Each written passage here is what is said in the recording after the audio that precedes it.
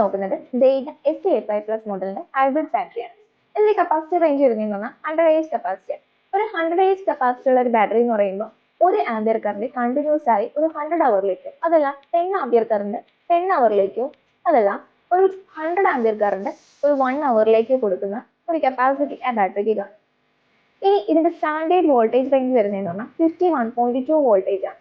ഇതിന്റെ nominal energy range വരുന്നത് 5.12 kWh ബാറ്ററിയാണ്. ഇതിന്റെ ബാറ്ററിയുടെ ഓപ്പറേറ്റിംഗ് വോൾട്ടേജ് റേഞ്ച് വരുന്നതെന്ന് പറഞ്ഞാൽ 44.8 വോൾട്ട് ടു 57.6 വോൾട്ട് വരെയാണ്. ഇനി ഇത് മാക്സിമം ചാർജിങ് ചെയ്യാൻ പറ്റുന്ന കറണ്ട് എന്ന് പറയുന്നത് 100 ആംപിയർ കറണ്ട്, ഡിസ്ചാർജിങ് ചെയ്യാൻ പറ്റുന്ന കറണ്ട് 120 ആംപിയർ കറണ്ട്.